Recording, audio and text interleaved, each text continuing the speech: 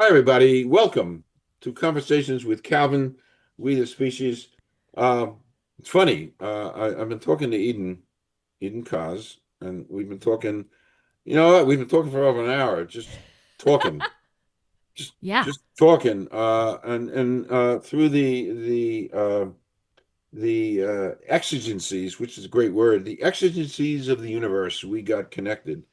Exigency kind of means through the mechanics and the mysterious things of the universe, we got connected. I don't know, maybe a month or so ago, and great chemistry, and of course, Eden's spiritual world, which we're going to talk about. Uh, uh, um, with her Just Be Spiritual Boom podcast and all her spirituality and her healing and her journey is beyond. And as soon as I saw all that stuff, it was like, oh, wow. Because, a lot of that stuff's right up my alley because I'm a spiritual person. You folks know about it. I am spiritual. By the way, I always got to tell everybody subscribe now because that's what helps Eden grow and that's what helps me Yeah. grow. Subscribe. Take exactly 2 seconds to press that button. But anyway, back to Eden. Her journey and what she's doing. By the way, I didn't say this to you. I'm saying it now. Your journey is the stuff they make movies about. I There you mean, go. no, really, there's a screenplay there. No, there really is. Your journey through spirituality and life and NDE, um, all that NDE, near death experience. I mean, all this, the spiritual. You're just so fascinating, and you have your own podcast. And I'm going to be a guest in February 3rd, Yep. I think. Home and home. So we're gonna. This is. I mean, we're talking about.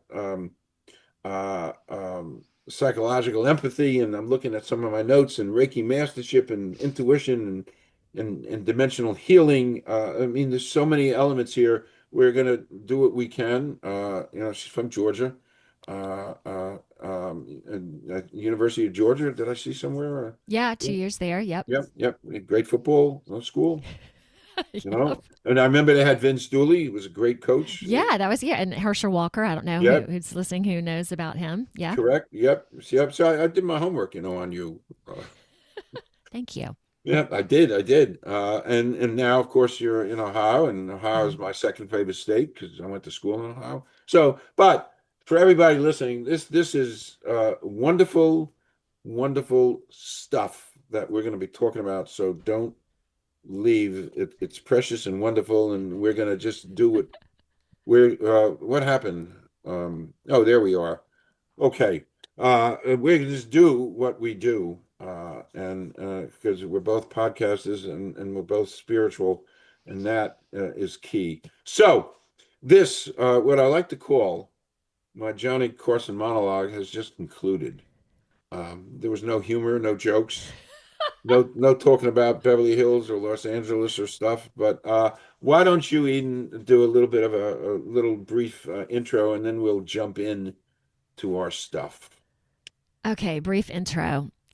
Well, I've been doing the spiritual work for over 25 years. So just briefly, I started out in advertising in Atlanta, and I was living life. It just started to become off balance. This was in my late 20s. I was married, but didn't have my girls yet. I have two girls, and something just wasn't right. I wasn't depressed, but it just wasn't feeling. Life just wasn't feeling so good. I loved my job, but I was working too much.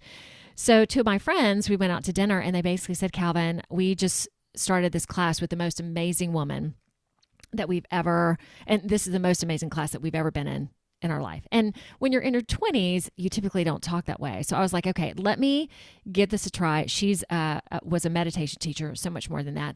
And I wasn't attracted to meditation or any, like, I didn't care about that, but the way they described her, it was like, okay, this feels really good. So after studying with her for 6 years, that totally transformed my life. And when we were going to move at that point to Alabama, she goes, "You need to start doing this and teaching this stuff." I had no plan that this was going to become my career because I was so, identified myself in advertising and creative.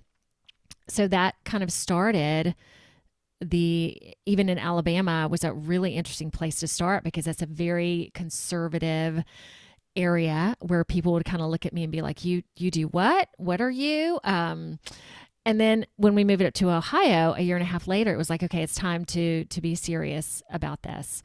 So within that and the growth that I've experienced, especially in the past couple years, so it started out with psychological empathy, which means energetically, like Calvin, if you and I talked for a moment, I can feel emotional blocks in you. If you have a chronic problem, illness, or physicality that you're going through, I can feel that. And then I also, in the process, it's like, you have your tool belt and you add all these tools on it. So beyond that, now a Reiki master, which I just use that as a great tool to assist with things. Also intuition. There's a part of me that's also a medium, a psychic. I connect with beings that have passed away. I can connect with everything's energy to me. So for example, if you're having a problem with your sister, I can tell you about your sister and what she's going through, of course, if it's appropriate. So it's such a neat journey, and it's neat in terms of what I do because no person's the same, no session's the same. Someone might show up and it turns out they have a block in their heart, and that's because their father that passed away abused them. So suddenly the father comes in the room. We work with that. It's all over the place, which is what makes my life very exciting, that no day is the same, no appointment is the same. I work with men, women, couples, children. It's just delightful. And I'm very, of course, out of the box. So a lot of people in the past came to see me when, like you were talking about your knees, I've kind of tried everything. Nothing else has worked. What can you possibly do for me? And those are the people that I love. Yeah. All right. How was that as a summation? That's great. Okay, Well, that's thank great. you. By the way, I don't know if you're going to notice I'm writing. I'm maybe Yeah, the only interviewer. Maybe you too. I don't I know. do that. Yeah, as I'm interviewing people and they're saying some things, I'm taking notes. Yep. So that makes you and I accepting. So aligned. Yeah, and because we take this stuff really seriously, this is Mhm. important stuff that we do, and we take Yeah. it seriously, and I don't want to miss anything. So I take notes. So and take notes. Okay. Um, time. By the way, you said some things. Uh, well, you know what? We can go off topic and never get to anything. You and I.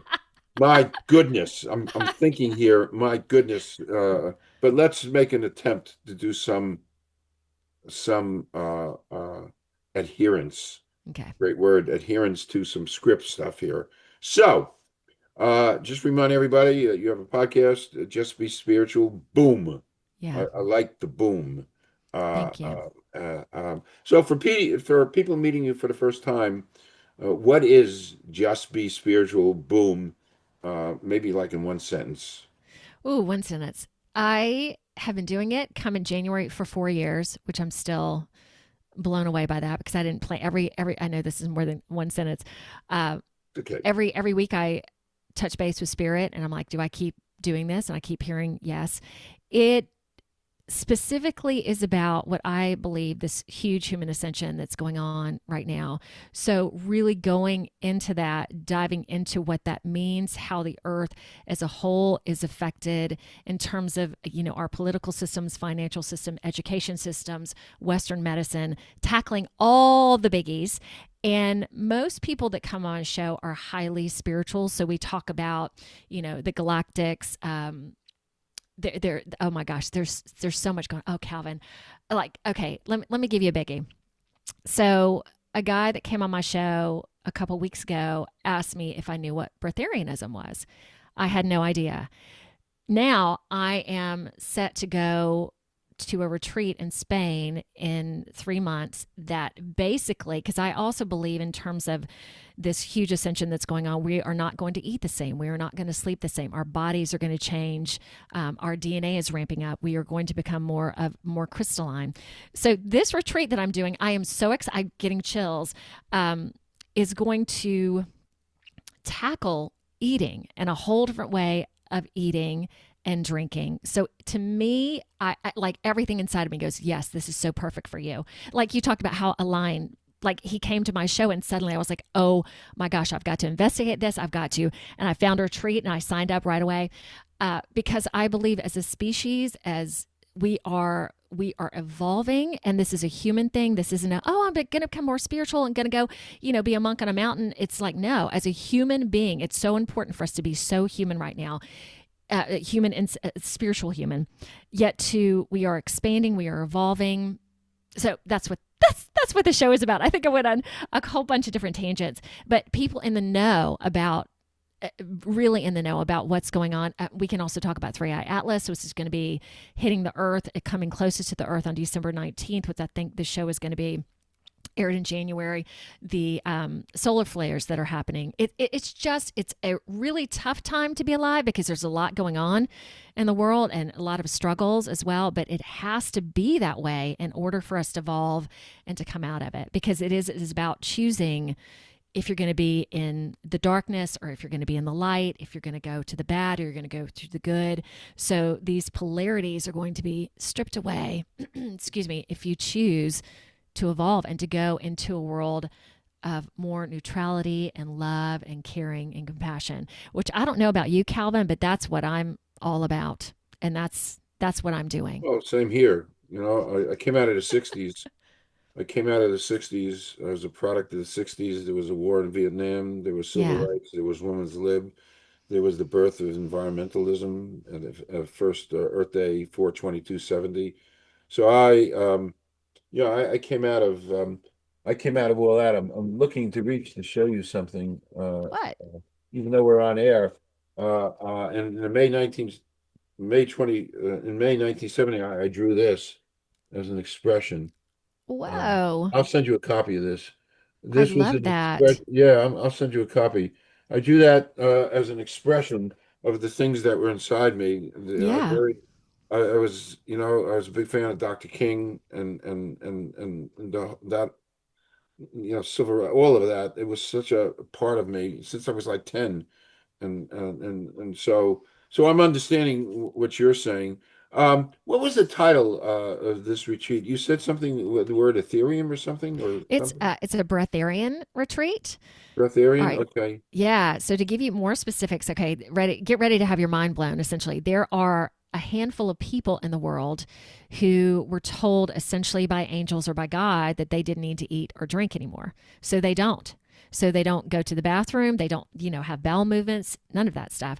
So breatharianism is essentially, it's like, I will not get to that level, yet you will be taught how to get energy, prana, from breathing. So really, and we're all told also you have to drink this amount. We go 4 days. Like I've done a 7-day fast at this point with not eating, but this will be not drinking or eating for periods of time. And when I'm finished, it could be, this is another thing that I'll only eat. Again, this is astounding because it doesn't seem like this is even possible. I imagine that I'll eat maybe 4 times a week. Which again, that doesn't make sense. Biologically, it doesn't make sense because this is spiritual. There's so much more. And I've experienced, as you have, so many things spiritually that logically, there's no way. A plus B should equal C. A plus B should not equal M or N. Yes, it does. And the work that I also do in terms of watching people grow and transform, again, things that shouldn't happen do. So I guess my point being here on the show with you today is to go, there is so much out there that we don't understand, that we've been told couldn't be true. And I think that's where I am today, is to be this light, I guess you would say, that go, oh yeah, there's so much that's possible. We have no idea. And that humans, one of the things in terms of this evolution is I feel that humans have been, their power has been hidden, that we have so many gifts. Like I think of my, whatever you want to call it, my gifts, that everybody has these abilities. They just are seen in different ways, that, like intuition. And it's almost like when you go into a room and there's been a fight, or that there's been something really cool that's gone on, and you just enter the room and you just know that something. That's what I do for a living, yet everyone can do that. And our pineal glands are going to be expanding. It's just, we are at a pivotal, wonderful time to be on this earth. So that's what my podcast is all about. It's really just hope and just, I get chills just thinking about it. Just everything that we're evolving into. And yeah, it's just good. Well, you know, I'm Yeah. sitting here listening to it. By the way, we ain't never, I'm quoting from some movie, we ain't never gonna finish what we gotta finish because and that's fine because you know hopefully you'll come back and because you said something you know about eating and drinking and stuff and I put myself I stopped eating you know I practiced longevity in Yeah. 1975. I didn't tell you this beforehand, but I stopped eating anything with four legs. Mm-hmm. So I'm a flexitarian, and it's changed my life. It made me, this thing up here works so well at 80. Do I believe that? Yeah, sure, I do. Yeah. I haven't put, and that was a commitment to Mother Earth and to cows giving off methane that goes up there and heats us up. We don't need to be heated up, whether it's real or not. We don't need to be heated up, and we waste a lot of water feeding the cows. So McDonald's can make a hamburger, and I love animals, so I haven't eaten, and I think it's made a difference in my life. But in more modern times, I put myself on intermittent fasting. Yeah. It's great. And it's been that way for 2 years, and I'm an AFib patient, and I've been treated. Yeah. I've been in the hospital a dozen times, right up until last December for 5 days, treating the AFib, and then I did some thinking and soul searching, and I said, you know, I'm going to take my body back where it was 40 years ago, weight wise. So I've taken every drug under the sun. I've had ablations and cardioversions, and so and I love my cardiologists, great friends. They're great friends, and they're wonderful. And I've been under control and not anyway. Bottom line, fast. I decided I'm going to take my body back to where it was 40 years ago, weight wise, and I did. Started in early January last year, and by mid-February, I bounced out of AFib by myself without any help, and I've been out of Exciting. it. So there's something to what you're saying. Mm-hmm. That's what I'm saying to you about Mm-hmm. this Ethereum something. And all right, moving on. Moving I know. on. Just to throw that out there. Yeah. Yep. Just to take a yellow highlighter and highlight what you just said. There's something there. And we are evolving, and these are really critical times. You know, there's so much change going on to the Mm-hmm. species. These are critical times, and there's wonderful things. You know, there is. Yeah, I always talk about the Garden of Eden, which is your name. I know. You know, it's Yeah. the Garden of Eden, and we're in it. We've been in it all this time. It's not here or there. It's anyway. Uh, you said you've been doing this work for 20 plus years, Yeah. and you founded Just Be Spiritual Boom, I think in 2006. Mm-hmm. Uh, what were you seeing back in people back then? What did you see that made you commit to doing what you're doing now? Uh, I think it was I just this isn't a job for me. It's who I am. So and there was especially back then there was just real draw to help people. And I still am in that, yet it's more about it's their responsibility to help themselves. And I'm just the facilitator, which back then it was more, I'm the teacher. So now I'm here. I hold the space. One of my clients calls me a gentle bulldozer, which I love that because I'm also not here to play around. I had, for example, a girl come see me a couple weeks ago, and she just really wants a talk kind of therapist. And she wants to talk and really not have anyone guide her. And I'm like, I'm not the fit for you. I am a spiritual warrior. Yeah, and I've always been this way to a degree. When you talk about in the beginning, I will mention this, Calvin, which I thought was really interesting. There was probably one man to every 10 female clients that I would have. Now it's half and half for wow. sure. which that is incredible because what I am is all about feelings and emotions. And because I believe those are also a gift from God and they need to be looked at because they are what create pain in the body. And I also believe that the body is just a master communicator. If there's something that's off balance, it's going to tell you. So it shouldn't be medicated or ignored. You got to go into it and see. So I've always loved it, and I love people, and I love their stories, and I feel like now people are even more willing on some level to really go deep, because that's what I do. I mean, it's like, I call it therapy on drugs, even though I'm not a therapist at all, but it's like, if you want to really figure out who you are, what makes you tick, why you're having these challenges, this will solve that for you. So I'm finding right now too, that people are more willing to go deeper, are more willing to make the changes that are necessary for themselves. So it's all gotten deeper. I'm going to use that word again, more daring, more critical. And there are a lot of people going now that I have to make a change. Whatever you give to me, Eden, I am willing to go the distance. And they do, which is great. Did I answer your question? I think I went to boom, boom, No, boom. you did. You Okay. did. I love listening to you, the energy Oh, and the thanks. passion. You can feel this kind of stuff. And you can. And I've done some stuff with intuitives and stuff, and it emanates Oh, from you. thank you. The genuineness and the caring. So this is great stuff. No, it really is. And I love, and I wrote this down when I read up a piece about you. You are a gentle bulldozer. That's great. But that was brilliant. Whoever said that. I know. I quote her a lot. Yep, I think it's a great description. yep. So, moving on, we have an agenda. Moving on, Yeah. we ain't never going to finish, but moving on. So, you began in advertising in Atlanta, and you rose to creative VP because I heard you say that.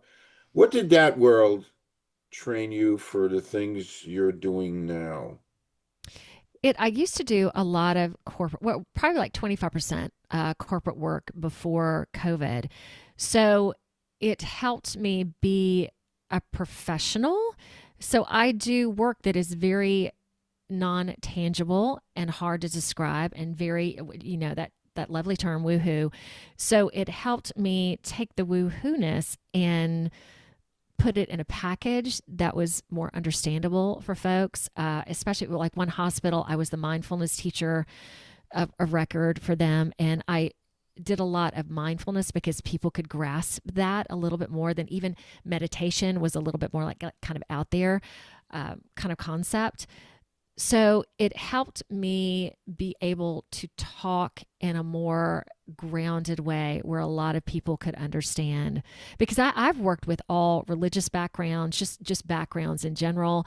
So how to bridge that divide where I think meditation does not fit within my religion. Well, let me tell you what it is exactly, because it can fit. It can fit for anybody. For some people, it might just be just changing the terminology a little bit just so you can feel comfortable with it. Because I feel that is meditation is your connection to source, to God, to all that is. I think it's incredible. Okay. Um, what was the moment Yeah. you realized that what you're doing, is not a side interest, but your calling? Was there a I moment? yeah, I think when my teacher, facilitator of 6 years said, you need to be doing this, I think that was just the moment that I just realized, yeah.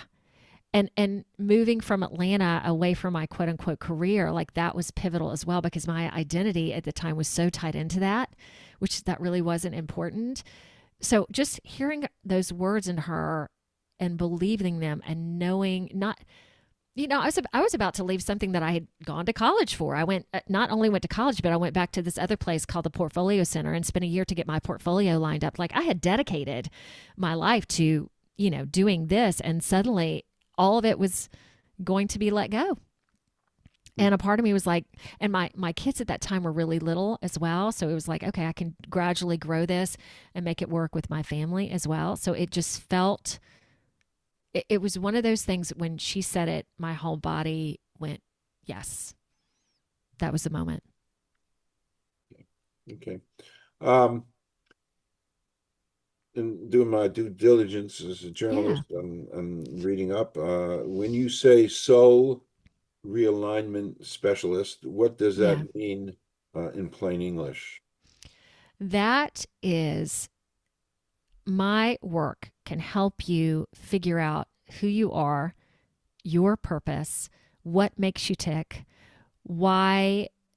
So, getting you back in touch with your essence, with your source, and all the stuff that really goes on in the mind that we've been taught to believe about ourselves, that our parents said about us, that our friends in school said about us, who outside of all that jibber jabber, when we go deeply into you and figure out who you are, that's realigning you with with source, with your light. So that's what I do. It's actually simple. You know? Yeah. Well, I Yeah. mean, it's simple, but it's not. Right. Exactly. It's Yeah. you describe it. It's oh well, this is what I do. Boom, boom. But it's not simple. Right. It's intense, Yeah. and it's filled with multi layers as I'm visualizing Yes. it. Yes. Multi layers. And I have permission from some of my clients to talk just general stories. So, for example, one of my clients now, and one of your questions was how long potentially does this process work take? It varies for each individual. So, this one person I've been seeing, and she's been on my show as well. We've been weekly for 4 years. Wow. A lot of people are every other week or once a month. Again, it just depends on where you are in your life, what you want to have happen to you. So we have worked on eating disorder, um, and part of that was being small. I mean, that's potentially, and now using her voice, and she started gaining weight without even noticing. It's been probably like 7 months ago, and we didn't really even have to tackle the eating disorder, because I think that's one of the challenges as well. Like if you go into that, why are you eating this way, and you must eat this, and you must count calories, to me that doesn't quite work, because it's not getting to the issue of why you don't want to be big or you don't want to be heard. And once you get definitively into that, you can make crazy changes. Same with addiction, the same with having alcohol. My thing is also that Western medicine says, like for eating and that sort of thing, that once you have an eating disorder, once you're an alcoholic or you abuse something, you're going to be challenged with that for the rest of your life. And what has happened with my clients is, no, that's not the case. It just becomes part of your past. You don't have to battle it in your 60s, in your 70s, in your 80s. It doesn't always have to be the shadow that is lurking, waiting to come out. If you understand why it started in the first place, and you totally figure that out, accept it, come to peace with it, you come to peace with it. And you know how many people battle and fight things for Hmm. so long, or being abused and having that going in their head and affecting their relationships, their love relationships, their friend relationships, like totally clearing all of that off so you can be who you are truly meant to be. It's wonderful. Yeah. So in my reading, you described your sessions as like 70 to 80% like talking. Typically. Plus, there's an energetic body work Yeah. that you do. What does that process look like in real time? Uh, Well, in real time, and it's really interesting too. It can be done face to face or remote. Like it doesn't matter if you're physically here with me, or as long as you're physically here with me on some level. So we get down and chat about, most people come to me with a reason. So we go into that, and when they're talking to me, and I'm going to look off for a second because this is typically what happens when they talk to me. I'll hear questions, or I'll hear a certain direction. Sometimes I hear things, Calvin, I'm like, seriously, is that what you, because I know they're triggering words or something that could really captivate them. And I sit with those things coming through me too and go, okay, is this appropriate for me to ask? And most of the time it's like, yes. So again, it's like I'm a facilitator, but I'm an important part of it too, integrating the energy, the voices, the other things that I'm hearing or feeling into work with my client. So we have major discussions. So these aren't just, oh, what's wrong with you? Tell me about you're having trouble with your shoulder or you're depressed. Okay, so they'll talk about it. I'll hear questions to ask. It could be down to, okay, I'm seeing there something when you were 6 years old. Let's just go into that. And so there may be something they don't even remember. And suddenly I bring that up and it just jogs a memory or a feeling. So once we go into that and I feel them physically and feel where things are. So we go to what I call, either if they're face to face, I have a table, or otherwise we just go into body work if we're doing it remotely. And I can work energetically with the parts of your physicality that line up with those things. So with everybody, it's different. Sometimes I do a little bit of talking through it. Sometimes it's just very quiet. I go to their heart. I go to their stomach. Sometimes I actually see parts of the body. So I don't consider myself a medical intuitive, but there are times when I'm drawn specifically to, oh, you got a vein right here, or your stomach is a dark color. So there's a little bit of that involved as well. So it's almost like whatever is needed, that's what comes out. If we need to talk to someone who's passed over or just whatever, it just comes. Yeah. It just presents itself. It's amazing. Yeah, no, it is amazing. And you are amazing. I'm sitting here. Oh, thanks. Well, no, I'm sitting here marveling at you. Just the energy and the vibes and stuff. And I wanted to say something to Yeah. give credence to the fact that you either do it remotely or face to face. I didn't tell you this beforehand, but I had a session. Long story. I had a session because I'm exploring the world. We all need to do that. Yeah. I'm exploring the world and I'm learning. And I've had all these wonderful, because we're podcasters and people come to us and we provide a wonderful service of education and teaching.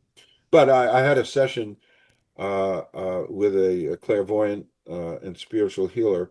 And we did a quid pro quo. She was going to do a thing with me, and I was going to interview her, and I did. And her first name is Ravel, and I had my doubts. I had my doubts that Sure. she's down in the Southwest, and I'm here, and how could and I also am intelligent to know that sometimes you're with these people, and they use these terms called glittering generalities, which fit everything.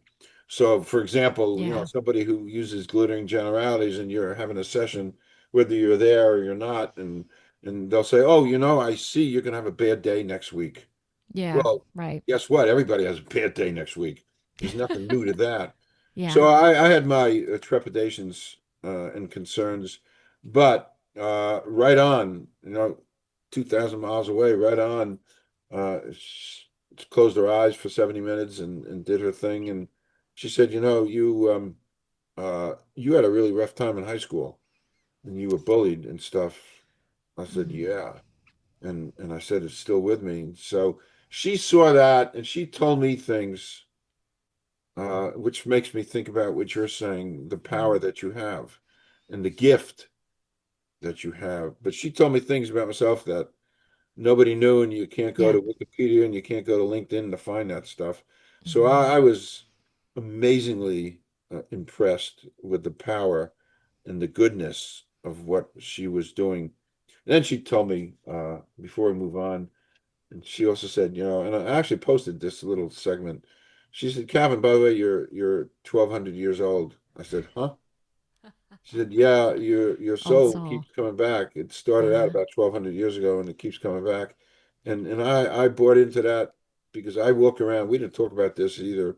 Maybe maybe even now. I walk around in a perpetual state of deja vu, Mm-hmm. and it Yep. was born Makes after my sense. 12 trips to Sedona. I've been to Sedona 12 times, climbing the vortexes and barefoot. And it's a wonderful thing, uh, Eden, because Yeah. I can pass a like a farmhouse and some trees and a couple of shadows on the side of the barn, and I'll slow my car down and I'll look and I say, "Gee, I've been there before." Maybe it's from 1865. Mm-hmm. I've been there. It's a Mm-hmm. wonderful feeling, Mm-hmm. and I haven't done much with it. We can talk about that anyway, but that's what you just evoked for me, that listening to you, and you're an evoker.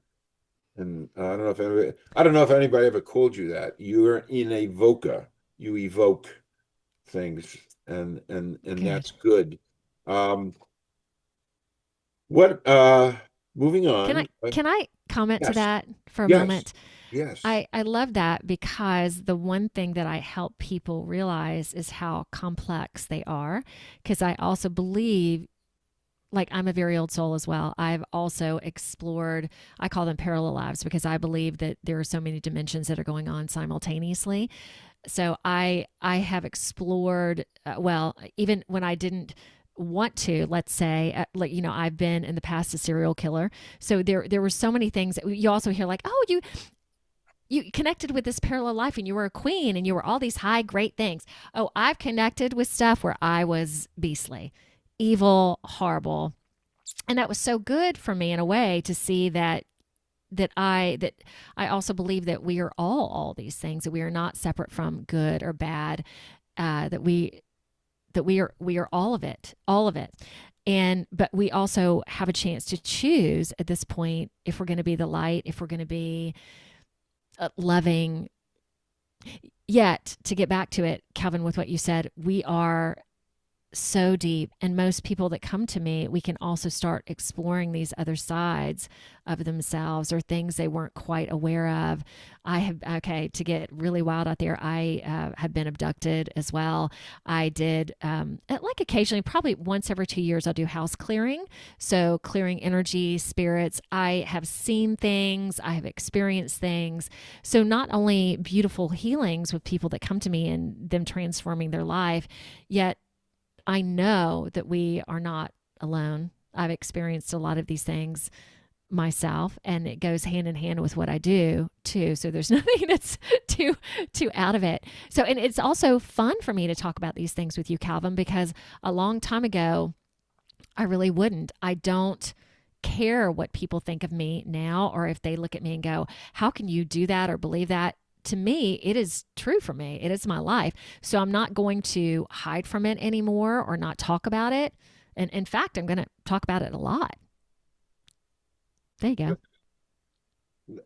We are not alone. I was interviewing Yes. a couple of months ago. She's an author. She's delightful. And while we're, by the way, I didn't tell you this. I've done 8 paranormal investigations. You've been on them? Yeah, I've done Okay. 8, a couple seances, but I've done separate. I've done 8. We can talk about this.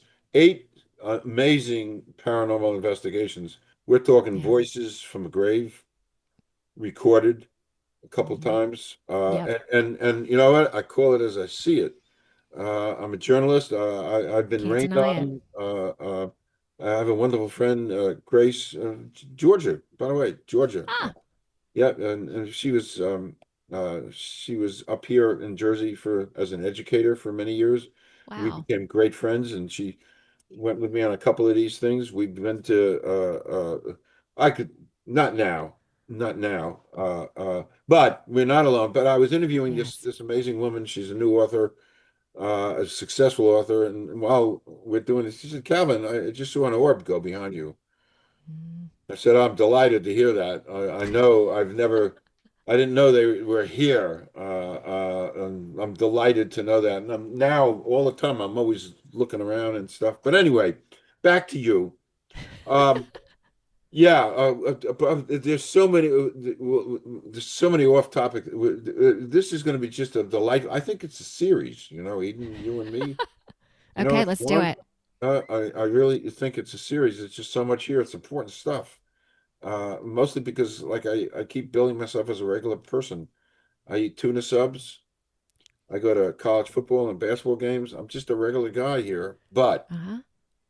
So what are the most common reasons? I'd like to know this. What are some of the most common reasons people come to you? Like, what would be the top 5 reasons people come to you? I think if you want to really boil it down, they come to me because they're frustrated, because they realize something in their life isn't quite clicking.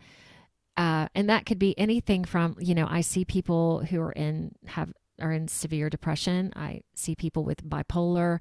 Um, and a lot of it is that the things saying they've tried other things and nothing's worked. They tried medication, it hasn't really worked. So they come to me, they're seeking a difference. They're seeking a different way of living, a different way of being, if you really want to quell it down. Okay. Okay. Um, okay. Um, by the way, is there like a timeline? Do people come once, weekly, monthly, in phases? Is there a generalization? No, No. it varies. Like if someone's really going through it, I recommend initially, especially when they first start, to see me weekly for a period of time, because there's so much change that can happen that almost like if you come once every 2 weeks or every 3 weeks, there's such a gap in between there. So typically I ask people to come for weekly for a while, or at least bi-weekly. But then if there's a situation that doesn't really call for that quick of an evolution, again, Different. everybody's different. Different. Yeah. There's no Yet rule. when you first start to do it regularly, because once you start unpacking stuff, I also tell a client, once you start unpacking it, you can't put it back in the suitcase anymore. So for a lot of people too, once the tight suitcase comes open, they really struggle for a while with who am I? I'm reacting different to people. I can't keep my mouth shut with certain things. So they start changing so quickly. So to be able to help them through that process, which is completely normal, to to be able to be there sometimes for that, it's necessary that they come a good bit. Okay. And it's good that they come a good bit to Of help them course. through that process. Yeah. Of course. Of course. Um, I just want to go off topic. I didn't Yeah. forewarn you, and there's nothing to really forewarn. Ooh, But I okay. always ask a couple of questions, and I'm going to fess up to you that I borrowed from Barbara Walters. Oh, let's go. Yeah. So, Eden Kaz. Yes. There was an old TV show in the 50s called This Is Your Life. It was Yeah. an old, before your time. It was run by Ralph Edwards, and they always used to bring a celebrity. This is your life, and they'd bring all these special guests. But Yeah. anyway, in that spirit, great word, that spirit. And here's the first question, and you can answer it. You don't have to answer it. You can answer it with a couple of answers, whatever. There's no rules here. So, Okay. excluding family or friends, somebody living or dead you'd like to spend a day with. Well, Jesus. I figured that. I knew that. I didn't even have to ask. Yeah, because I spend, okay, so to all of my work is highly spiritual, God, Jesus. So I do a lot of work with Jesus and Jesus's energy. So I feel like I already have a personal relationship, if you want to call it that. Yet to get to spend a day with like a physical form of that would be amazing, because I want to tell your listeners or your viewers, to me, this human ascension that we're going through right now, like I also believe that all the masters, I believe in all of them. So it's not, I'm definitely not set on a one religious dogma against another. I think that spirituality is awesome. Yet I believe that Jesus's energy and the Christ consciousness right now has a huge impact globally on our world. So I am a huge fan, if you want to call it that. And the goodness that radiates from that energy, you can't even, you can't put it to words.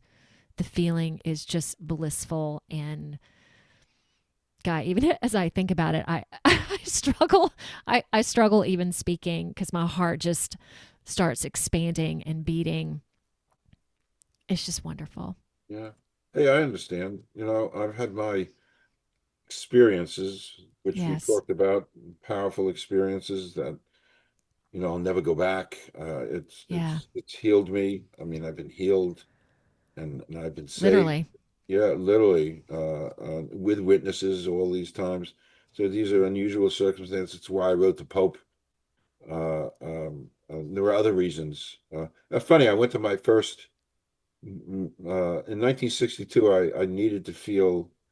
I needed to feel, and I'm ecumenical like you. I listen to everybody, and it's wonderful. And Yeah. everybody, they're all gifts in our lives, and Yeah. everybody has wisdom and wonderful things to Everyone. share.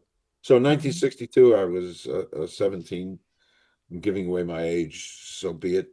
Um, and I needed to experience midnight mass. So I went with a friend of mine to my first midnight mass, and it was wonderful, and I loved it.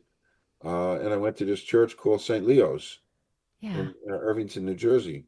And as it turns out, the Pope is Pope Leo. I went to St. Leo's, and he's Pope Leo. So there's a bit of a connection there, and that was one of the pieces of energy that helped me write the Pope. The other is in my novel, The Tortoise. I have my character and me in real life having this affectation with Villanova University. And in my book, my character, Cameron, always tells his parents he's going down to Villanova for the weekend. Why Villanova? I have no idea. None. But my character and me always wanted to go to Villanova. As it turns out, There the you Pope go. graduated Oh from my gosh. Villanova. So, those were the pieces of energy. Uh, Another off-topic question. I like this, really off topic, but did you have any Hmm. favorite movies? Oh, that's a great. Okay. It is a great, uh, Yeah. they're not I. being graded. Oh my gosh. I do love Shawshank Redemption. I know that's such Yeah. a common Yeah, common one. that's fine. It's just a great movie. I Raising Arizona. Uh-huh. Familiar with that? Yeah, That's I okay. Pee Wee Herman. His sure. first one. Loved that. And I did like It's a Wonderful Life, but I remember watching it a while back going, oh, that's a lot. But I thought that was really, at one point, that was really cool. Yeah, I'm not a big fan of older movies, but a lot of movies from the 60s and 70s were yeah, astounding. Close Encounters Yeah, is sure. like, and even the original Star Wars, because I believe that, life is actually like Star Wars, believe it or not. Yeah, guys, great that you asked me that question. Suddenly I'm like, oh, yeah, I like this and I like Yeah, that. yeah. And I E.T. love that question. I love it because my life has been changed by movies. I told you Yeah. about my Casablanca story, Yes. and I've seen that movie 200 plus Oh my times. God. No way. I've never seen that in full. Maybe I Well, need to watch it. uh, I'm not preaching here. Not at It's a all. must see. It for me. It was the vehicle for me to have completely.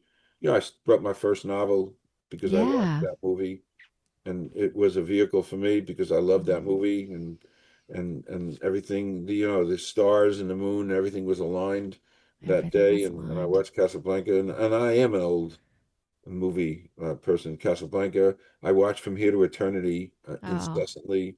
oh my Just a gosh. wonderful pre-war, pre-Second World War movie, with Sinatra and Burt Lancaster and Deborah Carr. I watch it incessantly. The Sting, these things just when The Sting is really great. That's a great good one. movie. Love, Yeah. love, love, love that movie Yeah. because it's just a nice movie. Man. Uh, and other movies. So, Can um, I add this, Calvin? There's one thing I want please, to add. There yes, are so please. many movies right now in terms of ETs, in terms of, you know, things from the galaxy, and they're all about kill, kill, kill. So that is one thing I love about ET and Close Encounters of the first kind, because I believe that there's so much goodness out and beyond our Earth, and it's just all good. And to promote that is good. And I don't know if any of your watchers know about Three Eye Atlas, the they are calling it a comet that is going to come closest to Earth December 19th after this is published. I also believe that is a gift from the galaxy. I think it's going to really amp up our human psychicness, intuition. So just so everybody can be prepared for that. So the movies will relay it into the cosmos a Yeah, little bit. yeah, no, Thank you. I agree. I agree. There's just a lot of goodness out there, Mm-hmm. and we just got in a bad habit of making them, bad. Yes. And that could be a whole nother show. Your view and my view and stuff. And there's a whole bunch of other shows, which is a good segue to say, um, we're gonna kind of stop now, Okay.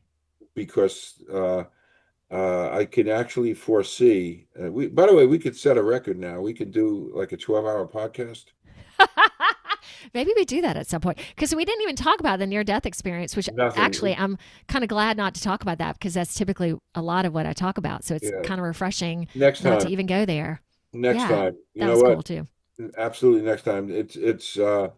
Because there's just so much energy here, and because we're on the same wavelength. We're different. Uh, uh, we're different. I'm in Jersey, you're in Ohio, but we're different, but we're not Yeah, because right. we're and there's so much living in stuff that, and I want to hear so much more about, your journey. So this is the Thank you. perfect way to end this segment. And cordially, warmly, wholeheartedly inviting you to come back. We'll talk about that when we go off air. Thank you. And it's appropriate time for me to wish you a Merry Christmas and a Happy New Year and only good things. Yes. Yeah, 2026 is going to be amazing. Calvin, thank you so much for having me here and sharing your heart with me too. It's wonderful. Thank No, you. thank you, and thanks to the exigencies of the universe that got us together. Love that word. And it's all by design, and you are amazing and wonderful, and Thank you. we could do a 12-hour thing, but we won't. So Merry Christmas. Please come back. I'm going to stop recording. We'll do a 2-minute wrap. Thank you, Eden, so Thank much. you. Thank you. And thank you, everybody, for listening. Thank you.